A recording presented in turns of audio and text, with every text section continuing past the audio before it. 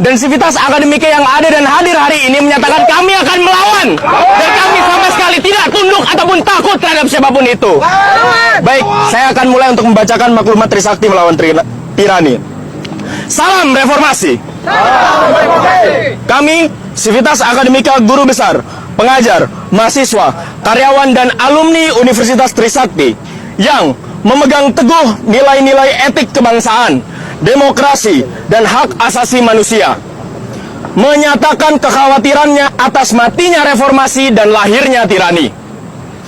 Kami menentang berbagai pelanggaran etika kehidupan berbangsa yang diperlihatkan oleh penyelenggara negara, terutama oleh Mahkamah Konstitusi dan Presiden, diikuti oleh jajaran pejabat istana, kementerian, dan lembaga hingga penyelenggara pemilu yakni KPU. Kami menolak personifikasi dan personalisasi kewajiban negara atas hak-hak rakyat untuk tujuan partisan elektoral. Bantuan sosial yang sejatinya merupakan hak-hak rakyat ternyata dimanipulasi sebagai hadiah atau pemberian pribadi seorang Joko Widodo dan pemberian pribadi dari pejabat pendukung paslon tertentu. Kami menolak pemberantasan korupsi yang bermotif dan pertujuan politik partisan. Jika negara serius, maka penanganan korupsi tidak berhenti ketika pejabat yang diperiksa justru menjadi juru kampanye paslon tertentu yang didukung oleh penguasa. Ini merusak sendi-sendi hukum dan demokrasi. Kami mengutuk segala cara-cara intimidatif maupun kekerasan terhadap ekspresi kritik dan protes mahasiswa, para aktivis dan warga biasa yang bersuara kritis, termasuk pengkondisian politik ketakutan negara, termasuk penyalahgunaan fasilitas dan sumber daya negara lainnya hanya untuk kepentingan partisan paslon tertentu. Kami mendukung suara gerakan keprihatinan guru besar beserta Sivitas Akademika dari berbagai universitas, lembaga, dan sekolah tinggi atas kemunduran demokrasi saat ini dan mendukung seruan untuk kembali ke jalan demokrasi yang benar. Sebagai penutup, kami mendesak Presiden dan seluruh penyelenggara negara untuk kembali ke jalur reformasi 98.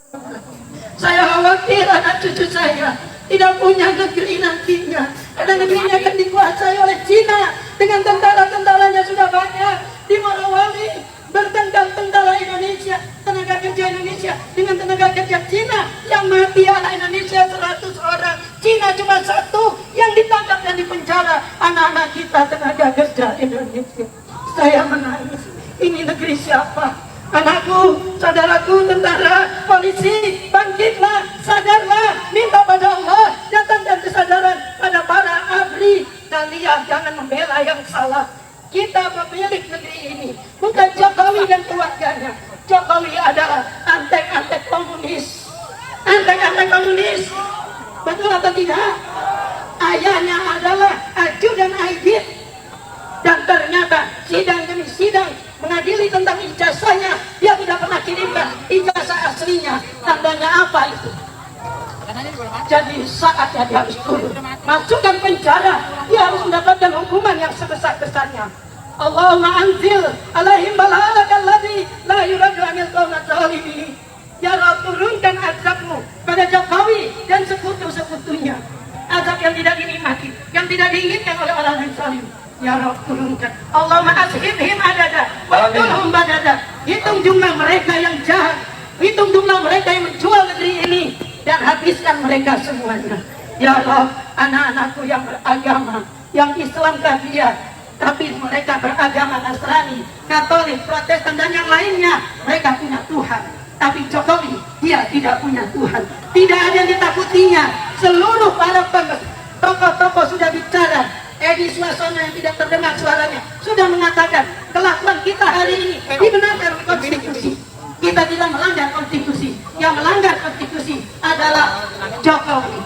Undang-Undang Etika Kehidupan Berbangsa nomor 6 tahun 2001 mengatakan pejabat yang sudah melanggar undang-undang secara kasat mata dia harus turun atau diturunkan. Siap kita turunkan Jokowi?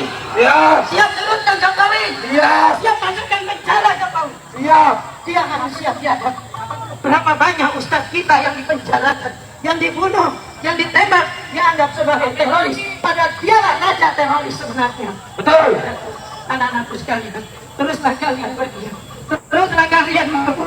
Kedaulatan sekarang tidak ada.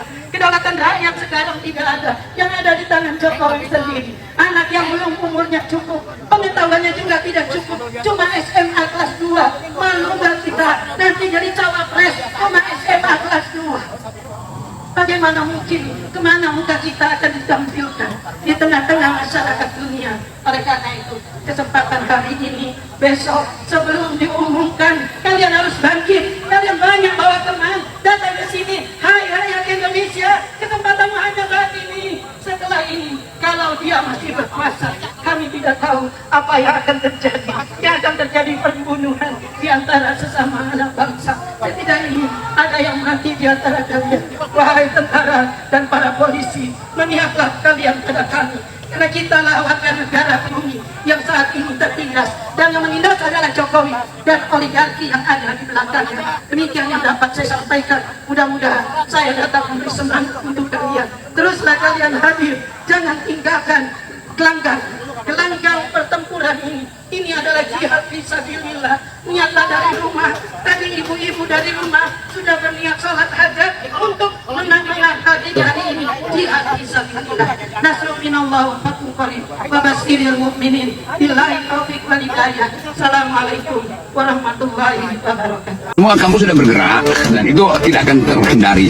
Dan genderang perang sebenarnya sudah ditabu tuh. Ini saya sudah dapat banyak undangan dari kampus-kampus itu penanda bahwa akan ada lagi ya kuliah-kuliah kritis itu yang kemarin tertunda tuh. Jadi pertanyaannya kenapa ITB enggak tuh? Karena ITB ada di dalam mesin KPU itu dia ngumpet di situ. Ngumpet bisa jadi ghostnya ya. Jadi ghost in the machine. Iya di ghost. Betul yang kita bahas kemarin itu ghost in the machine itu ada setan di dalam mesin gitu tuh. Jadi terlihat bahwa memang pada akhirnya orang mesti nilai rektor-rektor banyak sebetulnya memang tersandra oleh jabatannya sendiri. Tetapi ketika sejarah memanggil harusnya semua rektor itu keluar dari kandang kecuali biarin aja tuh rektor ITB itu dia mangkal di situ dan dia akan digila sendiri oleh ketidakwajaran di situ kan. Jadi ketidakwajaran akan menggila sendiri itu. Tetapi mahasiswa pasti akan turun masuk ITB itu dan kita mulai merasa bahwa memang momentumnya sudah tiba tuh. Jadi semua omongan mau Muldoko lah mau Pak Luhut segala macam itu nggak akan berguna lagi tuh. Karena kehidupan kita sudah menemukan kembali arus sejarah itu, arus sejarah gerakan akademis, arus sejarah gerakan kampus. Dan penanda pertama adalah berkumpulnya teman-teman pengajar, dosen dan mahasiswa akademisi di kampus perjuangan Salemba 4. Yap, apa yang terjadi hari ini sangat memprihatinkan. Negeri kita sedang mengalami kekacauan yang begitu hebat. Sebagian rakyat Indonesia dikalahkan oleh satu keluarga, yaitu keluarga dari Solo, keluarganya Pak Jokowi. Akibat apa yang menjadi kelakuan-kelakuan busuk dari Pak Jokowi ini sehingga mendapat sebuah respon yang keras dari sejumlah tokoh, baik itu mahasiswa yang saat ini melakukan sebuah aksi besar-besaran dan tidak menutup kemungkinan bahwa reformasi jilid 2 akan terjadi. Dan saya cukup khawatir apa yang dikatakan oleh Bang Rocky di salah satu acara pada saat menghadiri, dan beliau mengatakan bahwa Jokowi pasca penetapan hasil pemilu 13 hari kemudian pasti akan bungkam oleh rakyat Indonesia. Sangat menarik untuk kita nantikan bagaimana nasib Pak Jokowi ke depannya. Apakah apa yang dikatakan oleh Bang Rocky Gerung sesuai atau malah sebaliknya, patut kita nantikan. Dan kita berharap apa yang terjadi hari ini, kekacauan yang terjadi hari ini agar bisa berakhir dan bisa aman damai, agar Indonesia menjadi negara yang lebih baik, terbebas dari kegaduhan-kegaduhan seperti yang ada sekarang. Baiklah, saya kira hanya itu. Terima kasih buat sahabat-sahabat yang sudah menonton, dan saya akhiri dengan ucapan Assalamualaikum warahmatullahi wabarakatuh.